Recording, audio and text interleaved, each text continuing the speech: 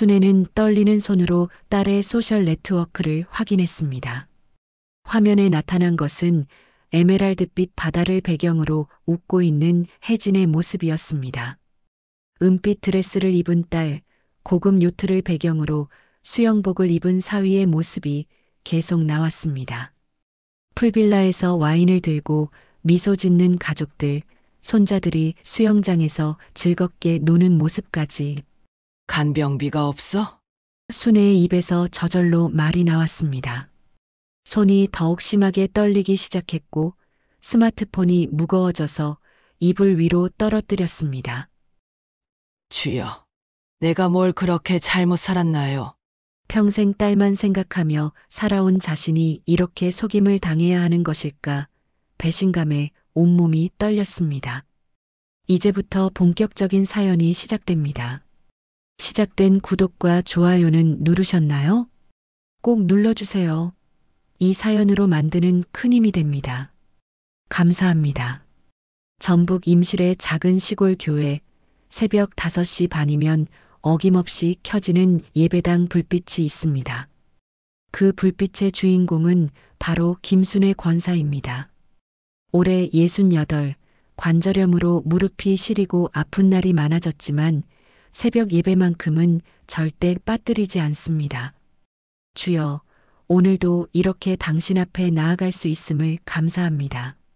순애는 예배당 맨 앞자리에 앉아 조용히 기도를 올립니다. 초기 당뇨 진단을 받은 후로는 더욱 간절해진 기도 시간이었습니다. 예배를 마치고 집으로 돌아가는 길, 순애의 발걸음은 예전만큼 가볍지 않습니다. 무릎이 욱신거리고 혈당 관리 때문에 늘 조심스럽습니다.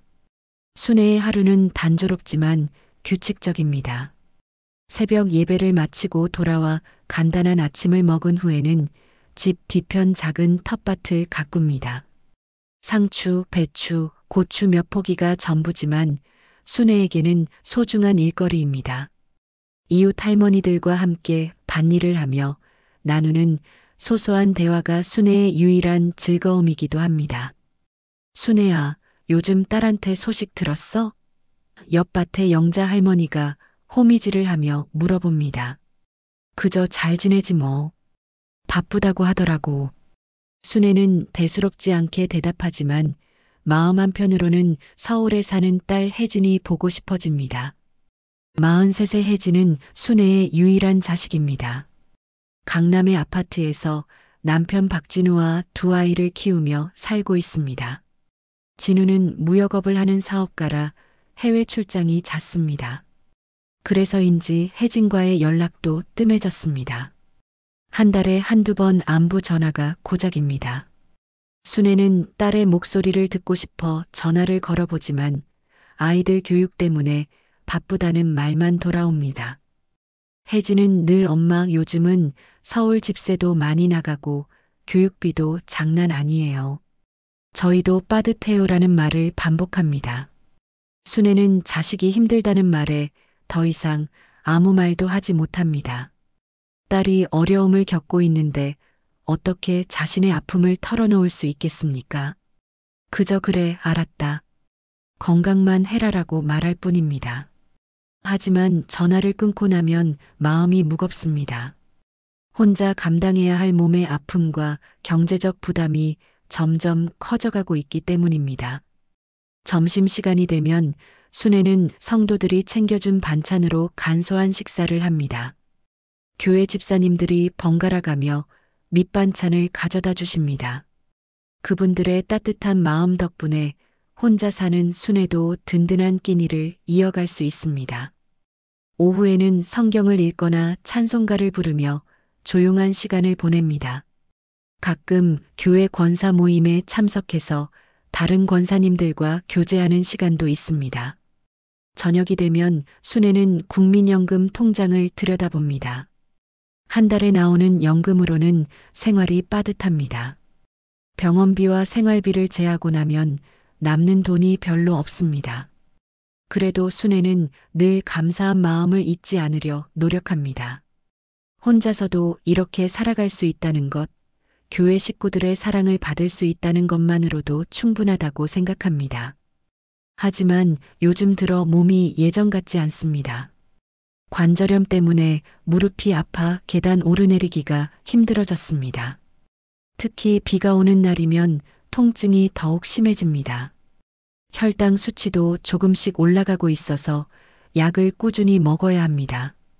한 달에 2번은 병원에 가서 검사를 받아야 하고 약값도 만만치 않습니다. 병원 갈 일이 늘어나면서 걱정도 많아졌습니다. 가장 걱정되는 것은 입원을 해야 할 상황이 올지도 모른다는 것입니다. 혼자 사는 몸으로 입원을 하게 되면 간병인을 써야 할 텐데 그 비용이 만만치 않기 때문입니다. 하루에 10만 원이 넘는 간병비를 감당할 수 있을지 막막합니다. 딸에게 부탁하기에는 혜진도 어렵다고 하니 차마 입에 담기 어렵습니다. 밤이 되어 잠자리에 들 때면 순애는 딸 생각을 합니다.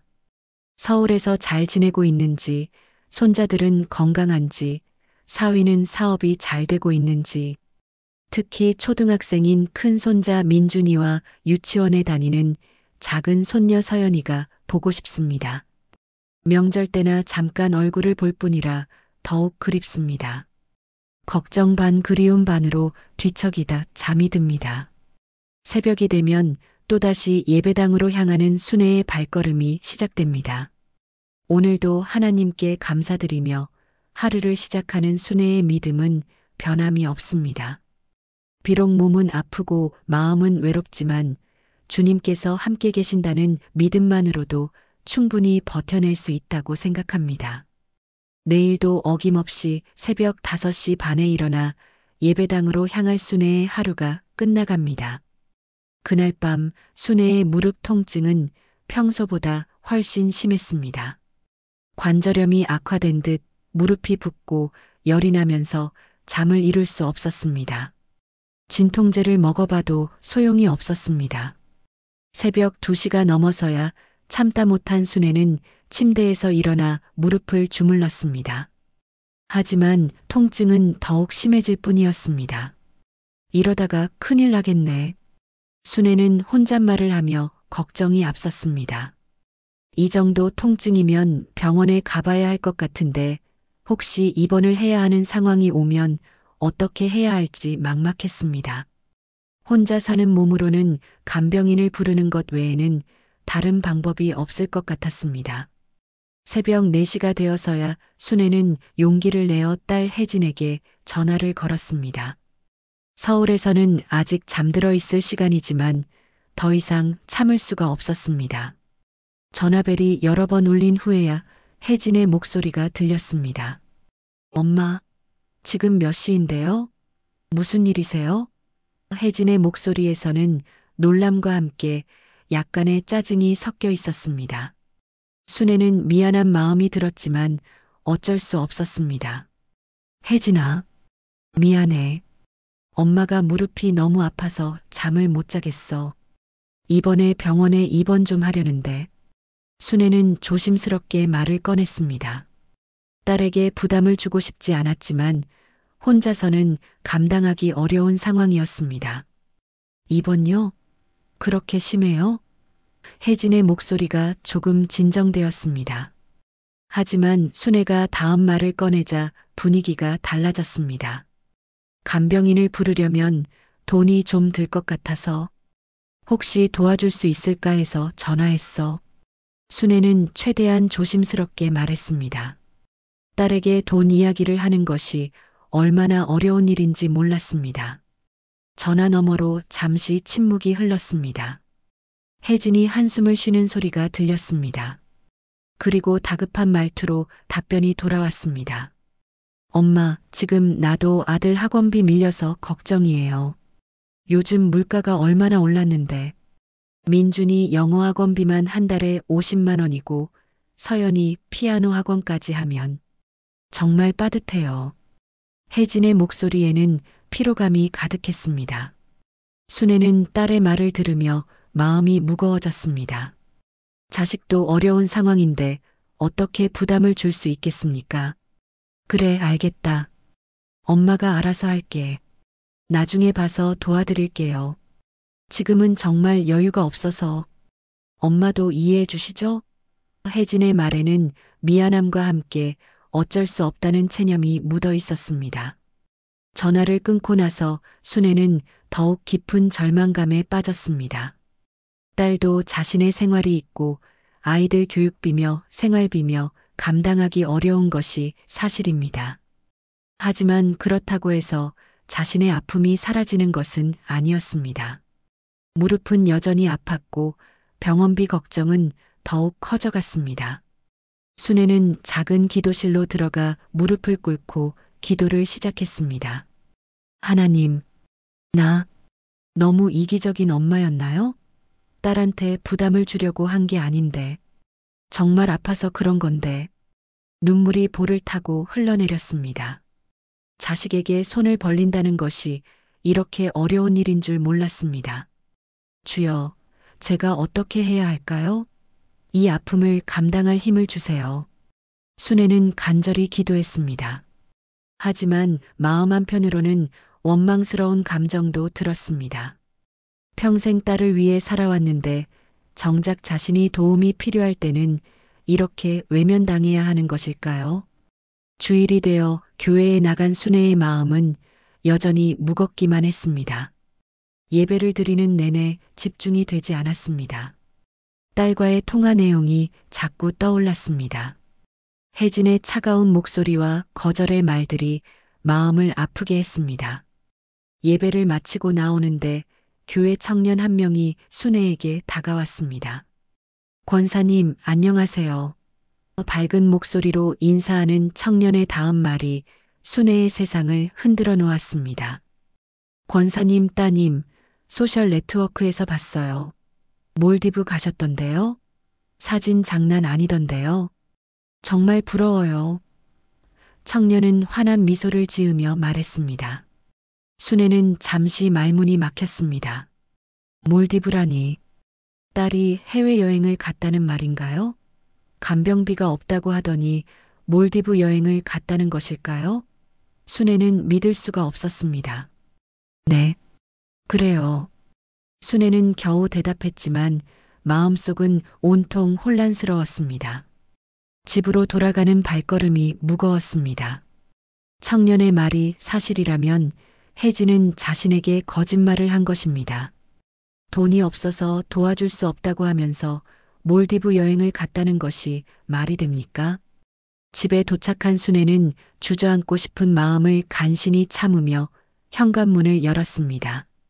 청년의 말이 계속 머릿속에 맴돌았습니다. 정말로 혜진이 몰디브에 갔을까요? 그렇다면 간병비를 도와달라는 자신의 부탁을 거절한 이유는 무엇일까요? 순애의 마음속에는 의심과 배신감이 자리 잡기 시작했습니다. 집에 돌아온 순애는 손이 떨렸습니다. 청년이 말한 몰디브 이야기가 계속 머릿속을 맴돌았습니다. 설마 정말 혜진이 해외여행을 갔을 리는 없을 것입니다. 분명 다른 사람과 착각한 것이겠죠. 순애는 자신을 달래려 했지만 마음이 편치 않았습니다. 스마트폰으로 확인해 보자. 순애는 몇 년 전 혜진이 사준 스마트폰을 꺼냈습니다. 평소에는 전화받기와 문자 정도만 사용했지만 교회 청년들이 알려준 대로 소셜 네트워크 앱을 찾아보기로 했습니다. 손가락이 익숙하지 않아 여러 번 틀리면서도 간신히 딸의 계정을 찾아냈습니다. 화면에 나타난 첫 번째 사진을 본 순간 순애의 온몸에 전율이 흘렀습니다. 은빛 드레스를 입은 혜진이 웃고 있는 모습이었습니다. 배경에는 에메랄드빛 바다와 하얀 모래사장이 펼쳐져 있었습니다. 사진 설명에는 몰디브에서의 꿈 같은 시간이라고 적혀 있었습니다. 순애는 믿을 수 없어 계속 사진들을 넘겨보았습니다. 고급 요트를 배경으로 수영복을 입은 사위 박진우의 모습, 풀빌라에서 와인을 들고 미소 짓는 가족들의 사진이 계속 나왔습니다. 손자 민준이와 손녀 서연이도 수영장에서 즐겁게 놀고 있는 모습이 보였습니다. 각 사진마다 달린 댓글들을 보니 더욱 충격적이었습니다. 부럽다. 인생샷이네. 몰디브 리조트 어디야? 같은 댓글들이 수십 개씩 달려 있었습니다. 사진을 올린 날짜를 확인해 보니 불과 일주일 전이었습니다. 자신이 간병비를 부탁했던 바로 그 시기였습니다. 간병비가 없어? 순애의 입에서 저절로 말이 나왔습니다. 손이 더욱 심하게 떨리기 시작했습니다. 스마트폰이 무거워져서 이불 위로 떨어뜨렸습니다. 몰디브 여행이라면 최소 몇백만 원은 들 것입니다. 그 돈이 있으면서 어떻게 어머니의 간병비는 도와줄 수 없다고 할 수 있을까요? 순애는 가슴이 답답해져서 숨을 제대로 쉴 수 없었습니다. 주여, 내가 뭘 그렇게 잘못 살았나요? 눈물이 볼을 타고 흘러내렸습니다. 평생 딸만 생각하며 살아온 자신이 이렇게 속임을 당해야 하는 것일까요? 몰디브에서 찍은 행복한 가족 사진들이 자꾸 눈앞에 어른거렸습니다. 순애는 서랍 깊숙한 곳에 넣어두었던 예금 통장을 꺼냈습니다. 그동안 조금씩 모아둔 돈이 들어있는 통장이었습니다. 혜진에게 물려주려고 아껴왔던 소중한 돈이었습니다. 국민연금에서 조금씩 떼어내고 용돈을 아껴가며 모은 10여 년의 정성이 담긴 통장이었습니다. 이건 아니지. 순애는 통장을 바라보며 복잡한 심정이 들었습니다. 딸에게 모든 것을 주려고 했던 자신이 이제는 어리석게 느껴졌습니다. 혜진은 몰디브에서 호화로운 휴가를 보내면서도 어머니의 간병비는 거절했습니다. 이런 딸에게 자신의 전 재산을 물려줘야 하는 것일까요? 밤이 깊어갈수록 순애의 마음속에는 배신감과 분노가 커져갔습니다. 그동안 딸을 얼마나 사랑했는지, 딸을 위해 얼마나 많은 것을 포기했는지 생각하니 더욱 화가 났습니다. 혜진이 대학교를 다닐 때도 등록금을 마련하기 위해 밤낮으로 일했습니다. 결혼할 때도 예단과 혼수를 준비하느라 빚까지 졌었습니다. 그런데 이제 자신이 아프고 도움이 필요할 때는 이렇게 차갑게 외면하는 것입니까? 더욱 화가 나는 것은 거짓말까지 했다는 것입니다. 돈이 없어서 도와줄 수 없다고 하면서 몰디브 여행을 다녀온 것입니다. 순애는 자신이 얼마나 바보 같았는지 깨달았습니다. 새벽이 되어서야 순애는 간신히 잠이 들었습니다. 하지만 꿈속에서도 몰디브의 푸른 바다와 딸의 웃는 얼굴이 계속 나타났습니다. 그 웃음이 자신의 고통 위에서 피어난 것이라는 생각에 잠에서 깨어났습니다. 새벽 예배 시간이 되었지만 순애는 일어날 힘이 없었습니다. 평생 처음으로 새벽 예배를 빠뜨린 순애는 침대에 누워 천장을 바라보았습니다. 하나님께서는 왜 이런 시련을 주시는 것일까요? 평생 믿음으로 살아왔는데 왜 이런 배신을 당해야 하는 것일까요? 순애의 마음속에는 하나님에 대한 원망까지 생겨났습니다. 오후가 되어서야 순애는 겨우 일어나 간단한 식사를 했습니다. 하지만 음식이 목으로 넘어가지 않았습니다. 계속해서 딸의 사진들이 떠올랐습니다. 특히 와인을 들고 웃고 있는 혜진의 모습이 자꾸 생각났습니다. 그 미소가 얼마나 값비싼 것인지 이제야 알 것 같았습니다. 저녁이 되어 순애는 다시 스마트폰을 켰습니다. 혜진의 계정을 다시 확인해 보니 새로운 사진이 더 올라와 있었습니다. 몰디브에서 돌아온 후의 일상 사진들이었습니다. 고급 레스토랑에서의 식사, 백화점에서의 쇼핑, 아이들의 새로운 옷들까지 모든 것이 순애에게는 고통스러운 현실이었습니다. 순애는 예금 통장을 다시 꺼내 보았습니다. 이제는 이 돈을 딸에게 줄 마음이 사라졌습니다. 자신을 이렇게 속이고 배신한 딸에게 무엇을 더 줄 수 있겠습니까? 순애는 통장을 꽉 쥐고 결심했습니다. 이제는 자신을 위해 살아야 할 때라는 것을. 몰디브 사진을 발견한 지 며칠이 지나자 교회 안에서는 이상한 소문들이 돌기 시작했습니다. 순애가 새벽 예배를 빠뜨린 것을 시작으로 성도들 사이에서 수군거림이 일어났습니다. 특히 그날 청년이 말한 몰디브 이야기가 다른 성도들에게도 전해지면서 상황은 더욱 복잡해졌습니다. 권사님 따님이 정말 몰디브에 다녀왔대요? 권사 모임에서 한 집사님이 조심스럽게 물어봤습니다. 그런데 권사님은 병원비 때문에 고민이시라고 하던데 다른 집사님들도 고개를 끄덕이며 수군거렸습니다. 순애는 아무 말도 할 수 없었습니다. 딸의 거짓말을 폭로할 수도 없고 그렇다고 숨길 수도 없는 상황이었습니다. 교회 앞 화단에서 혼자 앉아 있는 순애의 모습을 본 영숙 집사가 다가왔습니다. 영숙 집사는 순애와 오랫동안 함께 신앙생활을 해온 동갑내기 친구였습니다. 순애야, 요즘 무슨 일이야?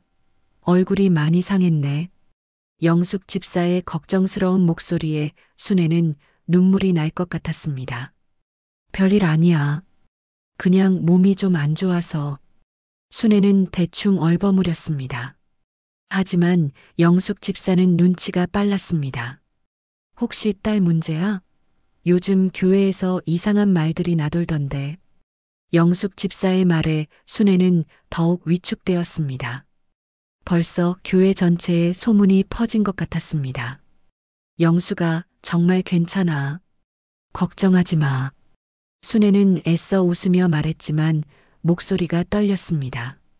영숙 집사는 더 이상 묻지 않았지만 걱정스러운 표정을 지었습니다. 순애는 집으로 돌아가며 마음이 무거웠습니다. 이제 교회 사람들까지 자신을 이상하게 바라보고 있다는 생각이 들었습니다.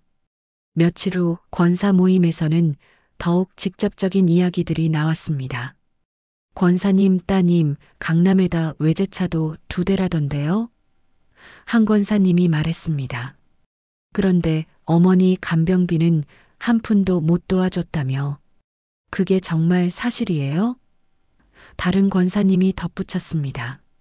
순애는 얼굴이 빨갛게 달아올랐습니다. 그런 이야기들은 어디서 들으신 거예요? 순애가 떨리는 목소리로 물었습니다. 요즘 젊은 사람들 소셜 네트워크 보면 다 나와요. 사는 집도 보이고 차도 보이고. 권사님의 말에 순애는 충격을 받았습니다. 벌써 교회 사람들이 혜진의 소셜 네트워크까지 확인한 것입니다. 시골 교회에서 권사로 존경받던 순애는 점점 소외되기 시작했습니다. 예전에는 권사 모임에서 중요한 역할을 했지만 이제는 사람들이 순애를 바라보는 시선이 달라졌습니다. 동정 어린 시선이기도 했고 때로는 비판적인 시선이기도 했습니다. 딸을 잘못 키웠나? 하는 수군거림도 들렸습니다. 순애는 이런 상황이 견디기 어려웠습니다. 평생 교회에서 모범적인 권사로 살아왔는데 이제는 화제거리가 되어버린 것입니다. 더욱 괴로운 것은 사람들의 말이 모두 사실이라는 것입니다. 딸은 정말로 몰디브에 다녀왔고 정말로 간병비는 도와주지 않았습니다. 어느 날 오후 순애는 교회 앞 화단에서 혼잣말을 하고 있었습니다. 내가 뭘 잘못했을까? 딸을 그렇게 키운 게 잘못이었나? 순애의 목소리는 점점 커져갔습니다. 평생 딸만 생각하고 살았는데 이게 대가야. 지나가던 사람들이 순애를 이상하게 바라보기 시작했습니다. 그때 윤 집사가 다가와 조심스럽게 물었습니다. 권사님, 괜찮으세요? 순애는 깜짝 놀라며 정신을 차렸습니다. 괜찮아요. 전 원래 혼자였어요. 원래. 순애의 말이 중얼거리는 소리처럼 들렸습니다. 윤 집사는 걱정스러운 표정으로 순애를 바라보았습니다. 권사님, 혹시 상담이 필요하시면 언제든 말씀하세요. 윤 집사의 친절한 말에 순애는 고개를 끄덕였지만 마음은 더욱 쓸쓸해졌습니다. 이제는 교회 사람들까지 자신을 동정하고 있다는 생각이 들었습니다. 한때 존경받던 권사에서 불쌍한 할머니로 전락한 것 같았습니다. 밤이 되면 순애의 고통은 더욱 깊어졌습니다. 사람들의 시선도 괴롭지만 딸에 대한 배신감이 더욱 컸습니다. 순애는 손수건으로 입을 틀어막고 흐느꼈습니다. 그깟 자식 사랑이 뭐라고. 자신에게 하는 말이었지만 목소리에는 깊은 절망이 담겨 있었습니다. 교회에서의 소외감은 날이 갈수록 심해졌습니다. 예전에는 권사 모임의 중심이었던 순애였지만 이제는 사람들이 조심스럽게 대했습니다. 어떤 사람들은 동정 어린 눈빛으로 바라보았고 어떤 사람들은 뒷담화의 소재로 삼았습니다.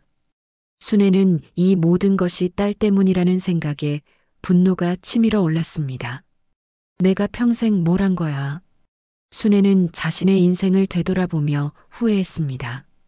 딸을 위해 모든 것을 희생했는데 결국 이런 수치스러운 상황을 맞게 된 것입니다. 교회 사람들 앞에서 체면을 잃고 존경도 잃었습니다. 가장 소중했던 신앙 공동체에서조차 소외당하고 있었습니다. 순애는 이제 교회에 나가는 것조차 부담스러워했습니다. 사람들의 시선이 무섭고 뒷담화가 들릴까봐 두려웠습니다. 평생 의지처였던 교회마저 편안한 곳이 아니게 되었습니다. 딸의 배신이 자신의 모든 것을 빼앗아간 것 같았습니다. 믿음마저 흔들리기 시작했습니다. 교회에서의 소문이 절정에 달한 지 일주일이 지난 어느 날 아침, 순애는 갑작스러운 어지러움을 느꼈습니다.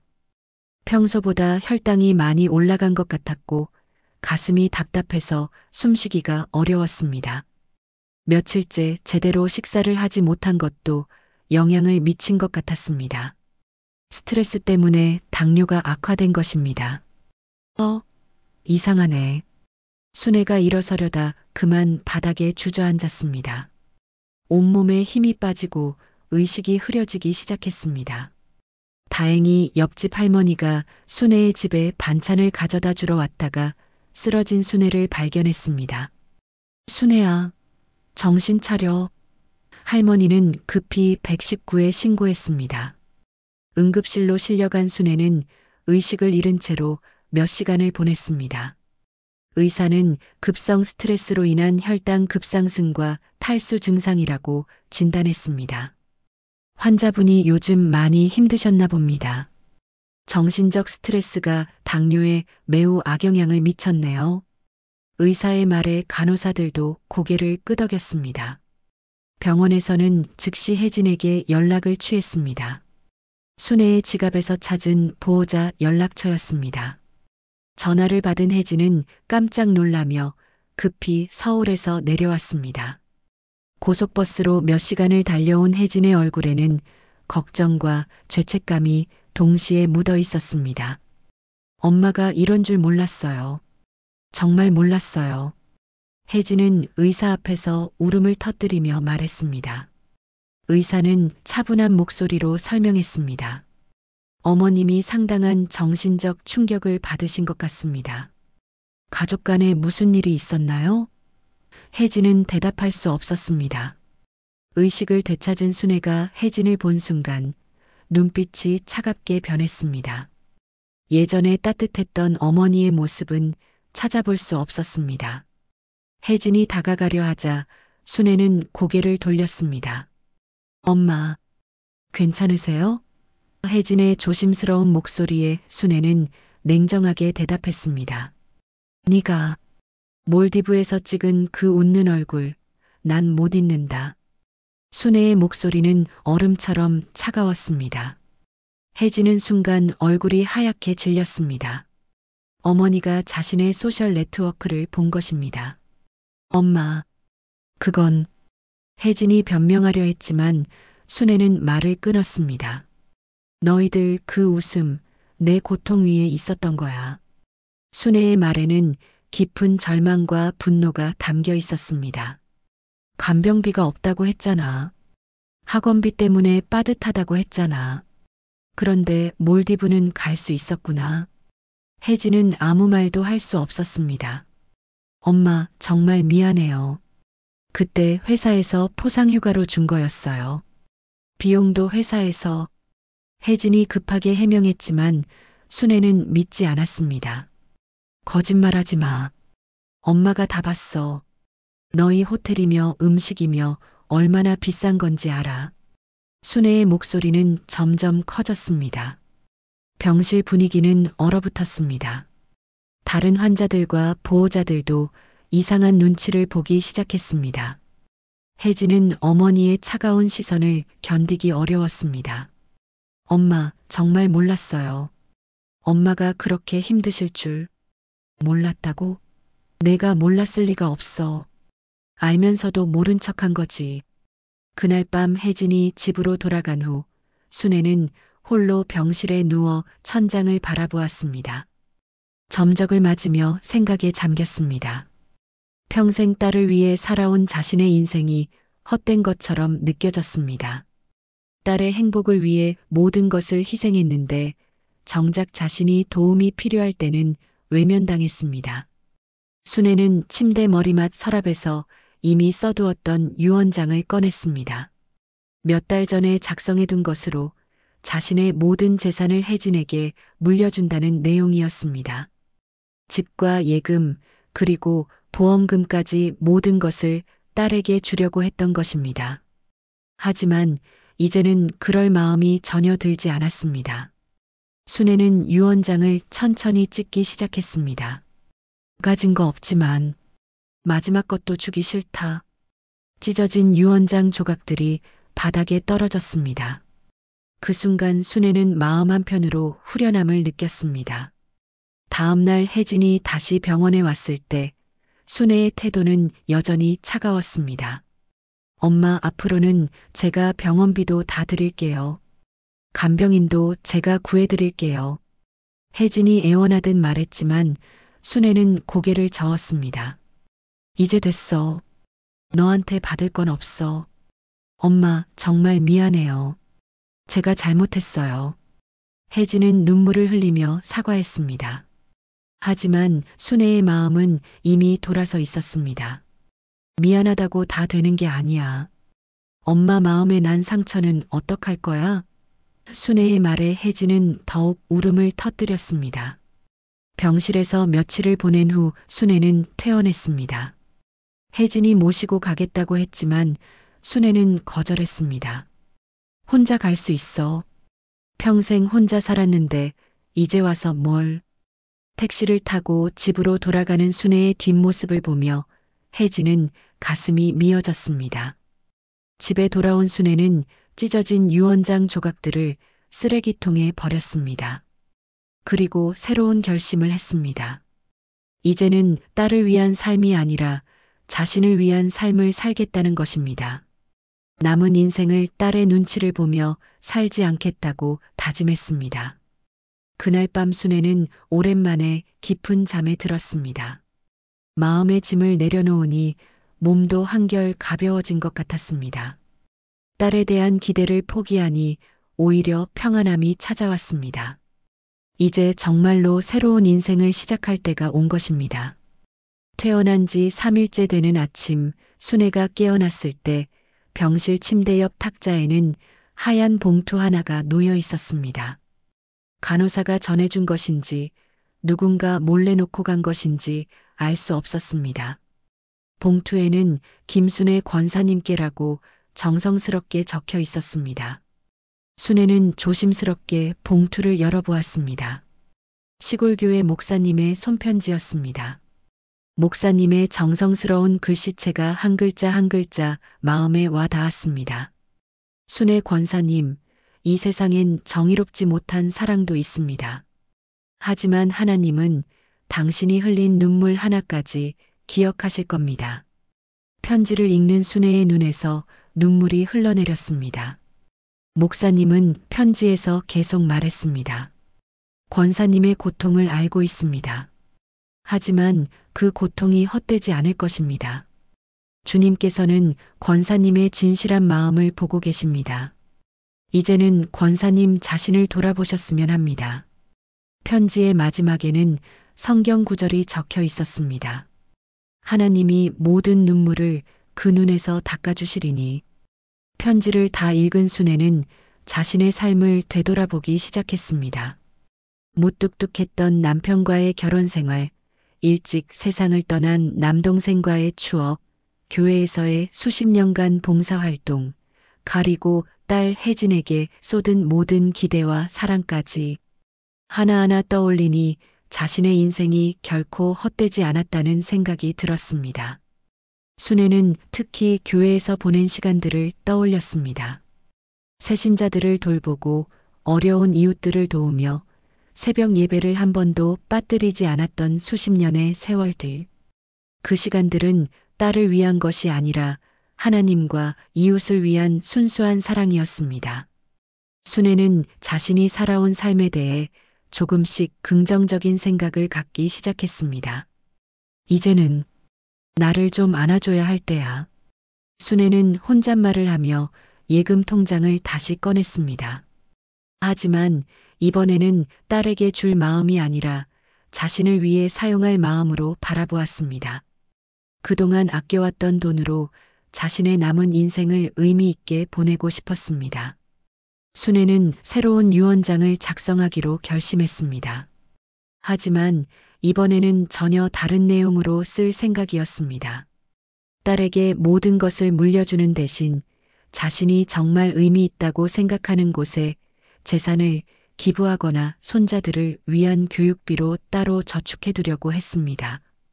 목사님의 편지를 받은 후 순애의 마음에는 조금씩 평화가 찾아왔습니다. 딸에 대한 분노와 배신감은 여전했지만 그것에만 매달려 있을 수는 없다는 생각이 들었습니다. 자신에게 남은 시간을 더 의미 있게 보내야 한다는 깨달음이 생겼습니다. 순애는 그동안 자신이 얼마나 딸에게만 매달려 살았는지 반성하게 되었습니다. 딸의 행복이 곧 자신의 행복이라고 생각했지만 그것은 잘못된 생각이었습니다. 자신만의 행복과 만족을 찾아야 한다는 것을 깨달았습니다. 68년을 살아오면서 처음으로 자신을 위한 삶을 생각해 보게 된 것입니다. 병원에서 돌아온 후 순애는 집 정리를 시작했습니다. 그동안 딸을 위해 모아둔 물건들, 딸이 어렸을 때 입던 옷들, 딸의 상장과 졸업사진들을 모두 정리했습니다. 이제는 이런 것들에 얽매여 살지 않겠다는 의지의 표현이었습니다. 특히 순애는 딸에게 물려주려고 아껴두었던 금반지와 목걸이들도 꺼내보았습니다. 시어머니에게서 물려받은 소중한 것들이었지만 이제는 딸에게 줄 마음이 없었습니다. 대신 교회의 어려운 가정이나 독거노인들을 위해 사용하는 것이 더 의미 있을 것 같았습니다. 순애는 새로운 계획을 세우기 시작했습니다. 남은 돈으로 자신의 건강을 위한 치료를 받고 그동안 못 해본 일들을 해보려고 했습니다. 여행을 가보거나 새로운 취미를 배워보거나 봉사활동을 더 적극적으로 해보고 싶었습니다. 가장 중요한 것은 손자들과의 관계였습니다. 딸과는 관계가 틀어졌지만 손자들에게는 죄가 없었습니다. 특히 큰 손자 민준이는 순애를 많이 따랐습니다. 순애는 딸을 거치지 않고 직접 손자들과 연락을 취해보려고 했습니다. 저녁이 되어 순애는 오랜만에 새벽 예배 준비를 했습니다. 며칠 동안 빠뜨렸던 새벽 예배를 다시 시작하려는 것입니다. 하나님께 감사드릴 일들을 생각해 보니 생각보다 많았습니다. 건강을 회복해 주신 것, 진실을 깨닫게 해 주신 것, 그리고 새로운 시작을 할 수 있는 용기를 주신 것까지 목사님의 편지를 다시 읽어보니 더욱 마음이 편안해졌습니다. 하나님이 모든 눈물을 그 눈에서 닦아주시리니 이 구절이 특히 마음에 와 닿았습니다. 그동안 흘린 눈물들이 헛되지 않을 것이라는 믿음이 생겼습니다. 순애는 내일부터 새로운 삶을 시작하겠다고 다짐했습니다. 딸에게 의존하지 않고 딸의 눈치를 보지 않는 독립적인 삶을 살아가겠다고 결심했습니다. 이제 정말로 자신을 위한 시간이 시작되는 것입니다. 그날 밤 순애는 오랜만에 평안한 마음으로 잠들었습니다. 꿈속에서는 어린 시절의 추억들이 나타났습니다. 부모님과 함께했던 행복한 시간들, 남동생과 뛰어놀던 들판, 그리고 처음 교회에 나갔을 때의 감동까지 모든 것이 아름다운 기억들이었습니다. 목사님의 편지를 받은 지 한 달이 지난 어느 날 순애는 큰 결심을 하고 서울로 향하는 고속버스에 몸을 맡겼습니다. 그동안 마음속으로만 계획했던 일을 실행에 옮기기 위해서였습니다. 손에는 새로 작성한 유언장과 법무사 사무실에서 준비한 서류들이 들어있는 가방을 꼭 쥐고 있었습니다. 서울에 도착한 순애는 혜진의 아파트로 직접 찾아갔습니다. 사전에 연락하지 않고 불쑥 찾아간 것입니다. 강남의 고급 아파트 단지를 보며 순애는 복잡한 심정이 들었습니다. 딸이 이렇게 잘 사는 줄 모르고 있었던 자신이 어리석었다는 생각이 들었습니다. 아파트 문을 열자 손자 민준이와 손녀 서연이가 환하게 달려와 인사했습니다. 할머니, 보고 싶었어요. 아이들의 순수한 미소를 보니 순애의 마음이 잠시 따뜻해졌습니다. 하지만 이내 냉정함을 되찾았습니다. 오늘은 감정에 휘둘리지 않고 해야 할 일을 마무리하러 온 것입니다. 거실 소파에 마주 앉은 순애와 혜진, 그리고 급히 회사에서 돌아온 사위 박진우까지 분위기는 무겁고 어색했습니다. 혜진은 어머니의 차가운 표정을 보며 불안해했습니다. 엄마, 갑자기 어떻게? 갑자기라니. 내 딸 집에 오는 게 갑자기야? 순애는 천천히 입을 열었습니다. 내가 날 딸로서 버렸어도 난 너를 끝까지 어미로 기억하려 했다. 순애의 목소리는 차분했지만 단호했습니다. 하지만 이제는 그럴 필요가 없다는 걸 깨달았어. 혜진의 얼굴이 하얗게 질렸습니다. 엄마, 그때 정말 돈이 아쉬워서 그런 게 아니라. 혜진이 변명하려 했지만 순애는 손을 들어 말을 막았습니다. 변명하지 마. 엄마는 다 느껴. 진짜야. 순애의 말에는 더 이상 상처받을 마음이 없다는 단호함이 담겨 있었습니다. 그때 사위 박진우가 스마트폰을 꺼내 무언가를 촬영하기 시작했습니다. 순애는 그 모습을 보는 순간 분노가 치밀어 올랐습니다. 이런 상황까지도 소셜 네트워크에 올릴 소재로 생각하는 것일까요? 찍어. 그거 증거가 될 테니까. 순애의 냉정한 말에 진우는 당황하며 폰을 내렸습니다. 순애는 가방에서 서류를 꺼내기 시작했습니다. 변호사를 통해서 정리했어. 변호사 사무실에서 준비한 손자 명의의 유산 신탁계약서를 테이블 위에 놓았습니다. 니들은 한 푼도 없다. 손자들 대학까지 책임지고 난 이제 내 길 간다. 혜진과 진우는 서류를 보며 충격에 빠졌습니다. 순애의 모든 재산이 손자들 명의로 신탁되어 있었고 혜진과 진우는 관리만 할 수 있을 뿐 임의로 사용할 수 없도록 되어 있었습니다. 아이들이 성인이 될 때까지는 교육비로만 사용할 수 있게 엄격히 제한되어 있었습니다. 엄마, 이게 뭐예요? 혜진의 목소리가 떨렸습니다. 내가 평생 모은 돈이야.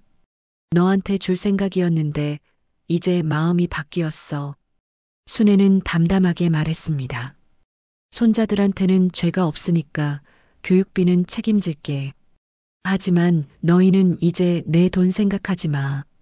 진우가 서류를 자세히 보더니 당황한 표정을 지었습니다.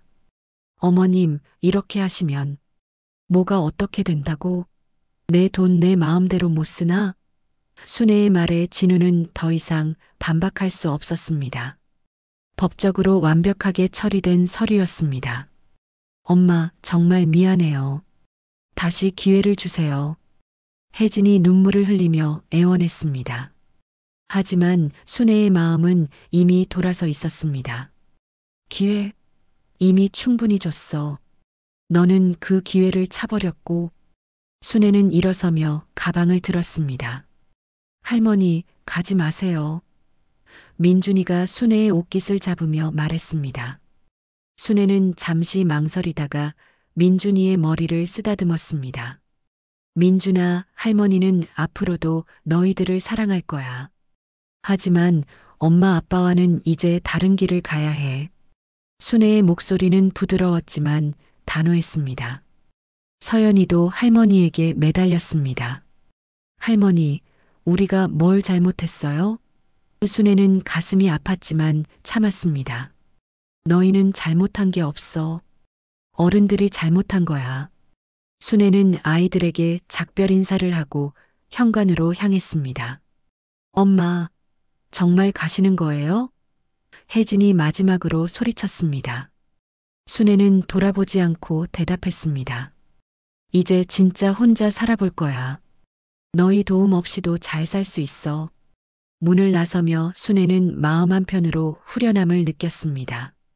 엘리베이터를 타고 내려가면서 순애는 자신의 결정이 옳았다고 확신했습니다. 더 이상 딸에게 기대하거나 상처받지 않겠다는 각오가 섰습니다. 손자들에게는 미안하지만 이것이 최선의 선택이라고 생각했습니다. 아파트를 나서며 순애는 서울의 거리를 바라보았습니다. 화려한 네온사인과 바쁘게 오가는 사람들을 보니 자신과는 다른 세상 같았습니다. 딸이 이런 곳에서 살면서도 시골의 어머니는 잊고 지낸 것이구나 하는 생각이 들었습니다. 버스터미널로 향하는 택시 안에서 순애는 창밖을 바라보며 생각에 잠겼습니다. 오늘로써 딸과의 관계는 완전히 정리되었습니다. 이제 정말로 자신만의 인생을 살아갈 시간입니다. 두렵기도 하지만 한편으로는 자유로운 기분이 들었습니다. 고향으로 돌아가는 버스에서 순애는 새로운 계획을 세우기 시작했습니다. 남은 인생을 어떻게 의미 있게 보낼 것인가에 대한 구체적인 계획들이었습니다.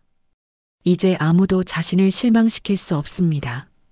오직 자신을 위한 선택들만 남아 있었습니다. 서울에서 딸과의 마지막 대면을 마치고 돌아온 지 6개월이 지났습니다. 이제 봄이 찾아온 시골 마을에는 새로운 생명력이 넘쳐났습니다. 순애는 집 뒤편 작은 마당에서 해바라기 씨앗을 심고 있었습니다. 작년에는 생각지도 못했던 일이었습니다. 그때는 딸 걱정에만 마음이 빼앗겨 있었으니까요. 이제야 진짜 내 삶을 사는 것 같네. 순애는 흙을 만지며 혼잣말을 했습니다. 관절염은 여전했지만 마음이 편해지니 몸도 한결 가벼워진 것 같았습니다. 딸에 대한 걱정과 기대를 내려놓으니 스트레스가 줄어들어서인지 혈당 수치도 많이 안정되었습니다. 교회에서의 순애의 위치도 많이 달라졌습니다. 처음에는 딸 문제로 소문이 났을 때 위축되어 있었지만 이제는 오히려 다른 권사님들이 순애를 더욱 존경하게 되었습니다. 자식에게 휘둘리지 않고 당당하게 자신의 길을 선택한 순애의 모습이 인상적이었기 때문입니다. 순애 권사님, 요즘 정말 달라 보이세요. 훨씬 밝아지셨어요. 영숙 집사가 말했습니다. 마음의 짐을 내려놓으니까 그런가 봐요. 순애는 웃으며 대답했습니다. 예전에는 늘 딸 걱정에 얼굴이 어두웠는데 이제는 진짜 웃음이 나왔습니다. 교회에서는 순애의 경험담을 바탕으로 한 소책자가 만들어지기도 했습니다. 나를 돌보는 법이라는 제목으로 자식에게만 의존하지 않고 독립적으로 살아가는 시니어들을 위한 지침서였습니다. 순애의 솔직한 이야기들이 담겨 있어서 많은 어르신들에게 도움이 되었습니다. 순애는 병원에서의 경험을 바탕으로 간병에 대한 강연 요청도 받게 되었습니다. 혼자 사는 노인들이 어떻게 건강을 관리하고 위기 상황에 어떻게 대처해야 하는지에 대한 실질적인 조언을 해주었습니다. 자신의 아픈 경험이 다른 사람들에게 도움이 된다는 것이 뿌듯했습니다. 권사님의 이야기를 듣고 많은 용기를 얻었습니다. 강연을 들은 한 할머니가 순애에게 말했습니다. 저도 자식들 눈치만 보지 말고 제 인생을 살아야겠어요. 이런 반응들을 볼 때마다 순애는 자신의 선택이 옳았다는 확신이 들었습니다. 어느 날 오후 순애는 우편함에서 특별한 편지 하나를 발견했습니다. 손자 민준이가 보낸 편지였습니다. 어린아이의 서툰 글씨로 정성스럽게 쓴 편지였습니다. 순애는 가슴이 두근거리며 편지를 펼쳤습니다. 할머니, 나중에 꼭 할머니처럼 살고 싶어요. 아무도 할머니를 이해 못해도 난 알아요. 사랑이 뭔지. 민준이의 글을 읽는 순애의 눈에서 눈물이 흘러내렸습니다. 하지만 이번에는 슬픈 눈물이 아니라 기쁨의 눈물이었습니다. 편지에는 계속해서 민준이의 진솔한 마음이 담겨 있었습니다. 엄마는 할머니가 왜 화났는지 모르겠다고 해요. 하지만 난 알아요. 할머니가 얼마나 속상했을지. 어린 손자가 어른들보다 상황을 더 잘 이해하고 있다는 것이 놀라웠습니다. 할머니, 저 열심히 공부해서 할머니가 해주신 교육비 헛되지 않게 할게요. 그리고 커서 할머니처럼 다른 사람들을 도와주는 사람이 될게요. 민준이의 다짐을 읽으며 순애는 자신의 결정이 헛되지 않았다는 것을 확신했습니다. 편지 마지막에는 민준이가 그린 그림도 있었습니다. 해바라기 밭에서 웃고 있는 할머니의 모습이었습니다. 서툰 그림이었지만 순애에게는 세상에서 가장 아름다운 그림으로 보였습니다. 손자가 자신을 이렇게 기억해주고 있다는 것만으로도 충분했습니다. 순애는 편지를 가슴에 꼭 안고 하늘을 바라보았습니다. 구름 한 점 없는 맑은 하늘이 펼쳐져 있었습니다. 이제야 뿌듯하네. 주여 감사하나이다. 순애의 기도는 진심으로 우러나오는 감사였습니다. 그날 저녁 순애는 민준이에게 답장을 썼습니다. 민준아, 할머니는 내가 어떤 사람이 되든 사랑할 거야. 하지만 다른 사람을 진심으로 사랑할 줄 아는 사람이 되어주렴. 손자에게 전하고 싶은 마음이 너무 많아서 편지가 길어졌습니다. 순애는 이제 정말로 평안한 마음으로 매일을 보내고 있습니다. 새벽 예배도 빠뜨리지 않고 텃밭 가꾸기도 즐겁고 이웃들과의 교제도 따뜻합니다. 무엇보다 자신에게 솔직하게 살 수 있다는 것이 가장 큰 기쁨이었습니다. 해바라기 씨앗을 심은 지 몇 주가 지나자 작은 새싹들이 돋아나기 시작했습니다. 순애는 매일 아침 새싹들을 보며 미소를 지었습니다. 자신의 남은 인생도 이 새싹들처럼 새롭게 자라나고 있다는 생각이 들었습니다. 하나님, 이제야 진짜 감사할 줄 아는 것 같습니다. 순애의 기도는 더 이상 부탁하는 기도가 아니라 감사하는 기도였습니다. 딸에 대한 원망도 자신에 대한 연민도 모두 사라졌습니다. 이제는 하나님이 주신 하루하루에 감사할 뿐이었습니다. 저녁 노을이 아름답게 물든 어느 날 순애는 마당에서 해바라기들을 바라보며 생각했습니다. 이 꽃들이 활짝 필 때쯤이면 자신도 완전히 새로운 사람이 되어 있을 것 같았습니다.